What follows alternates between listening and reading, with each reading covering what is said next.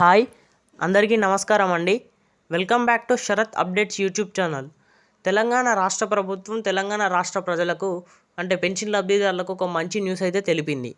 తెలంగాణ కొత్త పింఛన్లు రేపటి నుండే పంపిణీ చేయబోతున్నాము అని మంత్రి సీతక్క గారు తెలిపారు. పూర్తి వివరాల కోసం ఈ వీడియోని పూర్తి వరకు ఎక్కడా కూడా స్కిప్ చేయకుండా చూడండి. అలాగైతేనే ఈ వీడియోలో ఉన్న సమాచారం మీకు పూర్తిగా అర్థమవుతుంది. అలాగే ఈ వీడియోని ఖచ్చితంగా లైక్ చేయండి. లైక్ చేస్తేనే నాకు ఇలాంటి వీడియోలు చేయడానికి, మీకు ఇలాంటి ఇన్ఫర్మేషన్ అందివ్వడానికి నాకు కొంచెం మోటివేట్గా ఉంటుంది. అలాగే ఛానల్ని సబ్స్క్రైబ్ చేయండి. తెలంగాణ ప్రజలకు కాంగ్రెస్ ప్రభుత్వం గుడ్ న్యూస్ చెప్పినట్టు తెలుస్తుంది. ఎన్నికల ముందు ఇచ్చిన హామీ మేరకు ఆసరా పెన్షన్ను పెంచేందుకు కసరత్తు చేస్తున్నట్టు తెలుస్తుంది. స్థానిక సంస్థల ఎన్నికలలోపే ఇందుకు సంబంధించిన అధికారిక ప్రకటన వచ్చే అవకాశాలు ఉన్నట్టు సమాచారం. తెలంగాణలో కాంగ్రెస్ అధికారంలోకి రావడానికి ప్రధాన కారణాల్లో 6 గ్యారెంటీలు ప్రధాన కారణమని ప్రత్యేకంగా చెప్పాల్సిన పని లేదు. ఉచిత బస్సు మొదలు రైతు భరోసా, ఆసరా పింఛన్లు పెంపు వంటి ఇలా ప్రజలకు ఆకట్టుకునే విధంగా పథకాలతో కాంగ్రెస్ ప్రజల్లోకి వెళ్ళింది. మరీ ముఖ్యంగా ఆసరా పెన్షన్ల పెంపునకు సంబంధించి ప్రజలు బాగా అట్రాక్ట్ అయ్యారని చెప్పవచ్చు. ఇప్పటికే 6 గ్యారెంటీల్లో ఉచిత బస్సు, సిలిండర్పై సబ్సిడీ వంటి గ్యారెంటీలను ప్రభుత్వం అమలు చేస్తుంది. అయితే తాజాగా మరో 2 పథకాలను అమలు చేసేందుకు రేవంత్ రెడ్డి సర్కార్ అడుగులు వేస్తున్నట్టు సమాచారం.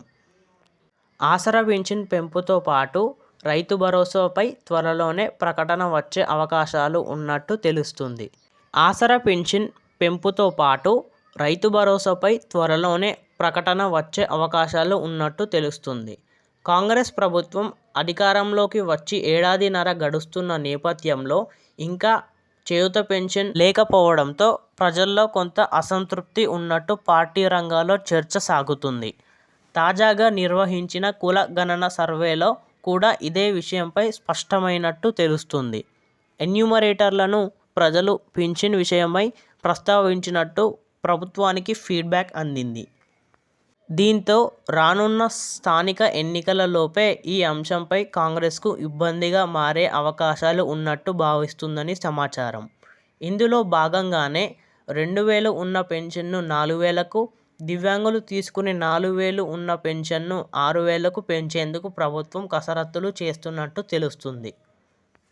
అందుకే ఎన్నికలలోపే పెన్షన్ పెంపు పాటు రైతు భరోసా పథకాలను అమలు చేసేందుకు సన్నాహాలు చేస్తున్నట్టు తెలుస్తుంది.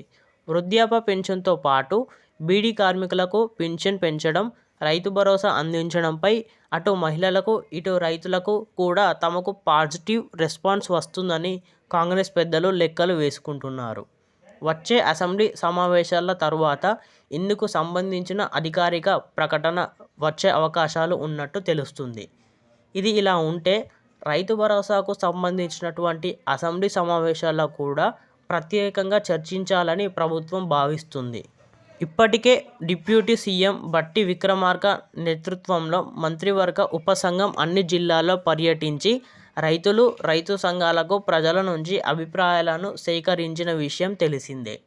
ఈ వివరాలతో పాటు అసెంబ్లీ రాజకీయ పార్టీ అభిప్రాయాలను తీసుకున్న తర్వాత ఈ పథకాలకు సంబంధించిన విధి విధానాలు ప్రకటించాలని చూస్తుంది ప్రభుత్వం. మరిన్ని ఇలాంటి వివరాల కోసం మన ఛానల్ని సబ్స్క్రైబ్ చేసుకొని ఉంటే నేను పెట్టిన వీడియో ద్వారా మీకు నోటిఫికేషన్ వస్తుంది. అలాగే వీడియోలో కొంచెమైనా ఇన్ఫర్మేషన్ తెలుసుకున్నట్టయితే వీడియోని ఖచ్చితంగా లైక్ చేయండి.